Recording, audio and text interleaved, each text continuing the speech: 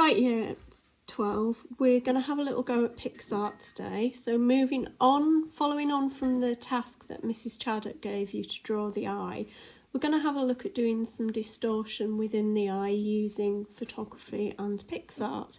So I asked you earlier to download PicsArt onto your phone and to take a really good picture of an eye, either your own or just get one off the internet. So I'm going to demonstrate some basic PicsArt tools. You may or may not already know these, but really the learning comes from playing and experimenting with it once I've shown you the basics. So this is what your PicsArt screen might look like when you open it up. You go on the purple plus button at the bottom, and that should access your photos on your device. So if you click all photos, I've already done some examples that I'm going to show you now. So for example, this one was really simple to do. I found some silhouetted trees that were a vector image. That means they haven't got the background on it. The background's cut away. And I just used simple tools to layer those in. Another one was this one. So I found a nice image of a skull and I used the method of making a sticker to duplicate and repeat the image within the eye. I was thinking of Tyler when I did this one.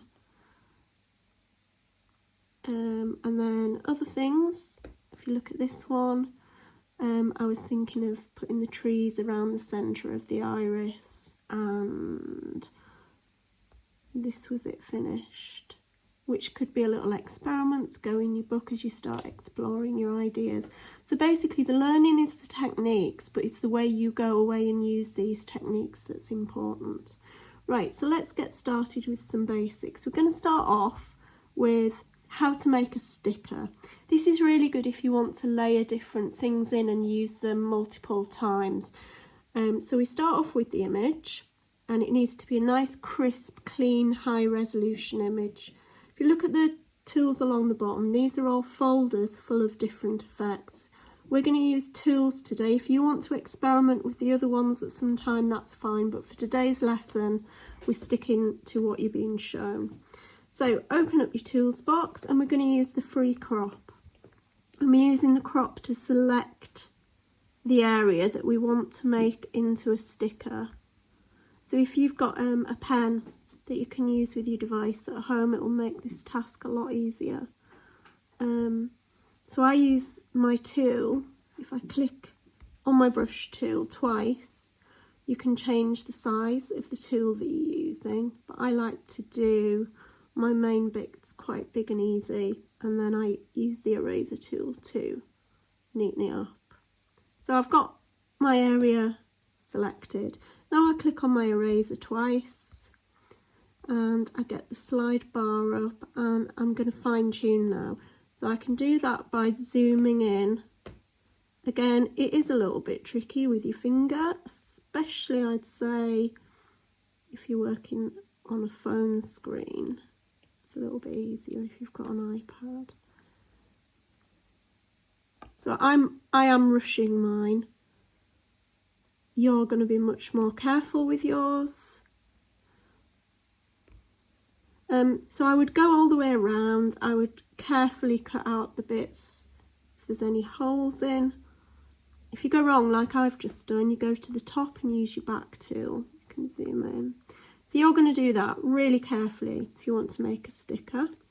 Once it's all done, you go to the arrow key at the top. Obviously, mine's been rushed. Yours is going to be neat. Now, to make that into a sticker that you can reuse, you just click Save, Next, and I would save that onto your device. Don't rely on it always being in PicsArt. Sometimes they disappear after a while. Okay, so I've got my sticker made. So we're going to look at the basics of layering now. So I've got an eye image that I collected earlier. Let's use that one. So I've got my eye layer. If I click on sticker, there are stickers that are ready made for you to use, but we're not going to use those actually. So we're going to go add photo, which is an option at the bottom. There's my sticker I made earlier. So we're going to add that. And that appears on the screen, and you can move that around, you can turn it upside down, you can reverse it, but when you do that it does tend to lose a bit of the scale, so you've just got to watch out for that. So with this one, just for the purpose of learning the techniques, I'm going to have my skull really big in there. You can change the opacity. Opacity is how solid something looks or how see-through something looks. So by doing this, it's really helpful to position it. So I'm just going to use my eraser tool now to get rid of the mess at the top and get rid of the bit of the mess at the bottom. When you're using your eraser tool, it's a good idea to double tap. If you want to blur edges, it's a good idea to turn your hardness down, and it makes a really soft fuzzy edge. I'd always have your opacity turned up though. So I've neatened that up. Click your tick, and you've got options to then manoeuvre it around some more. So I am going to use different size skulls within my eye. So before I confirm that box, I'm just going to duplicate it, and I can duplicate it at the top. There's two stacked papers together. You get a duplicate option, it creates a repeat. I'm going to play around with layered opacity within mine, but I'm going to actually get rid of where it's overlapping on the iris. So I'm just thinking as I'm doing this. I haven't planned out how this is going to look, but when you do yours, you're going to have to give it some thought. It doesn't necessarily always just work without planning it out. So I'm going to keep duplicating. But unfortunately, where I duplicate, I've got the hole cut out as well. So I have to be a bit imaginative about where I place.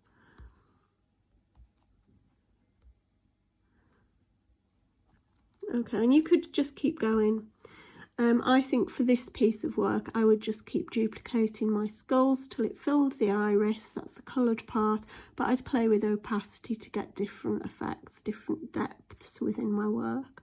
When you've finished your work and you're happy with it and you've done editing, I'm just going to show you some editing. So you've got loads of options on the bottom. Again, we're just using tools. If you go in here, go to adjust, you'll get a whole option of basic editing tools: brightness, contrast, clarity, saturation. Saturation is how colourful on, oh, that's good. That's really useful in the middle of a video demonstration. Let's hope it comes back again. PicsArt can do that. If you've been working for a long time on it and it suddenly phases out, it can. Oh, there we go, it saved it. That's good. Okay, so I was just going to show you, those of you that have done photography will know all about this. Saturation is how vivid the colour is. And colour is the type of colour, so you can change the colourways by sliding it. Shadows, obviously what shadows are. Highlights is the lighter bit. Temperature, so colour can be warm like it is here, or it can have a cooler effect. A cooler effect creates a more moody, spooky effect, whereas a warmer colour temperature is more kind of happy and welcoming. So have a play with those and see what you can come up with. When you're happy with it all, apply, next. Always save it to your photos. And that's the basics really.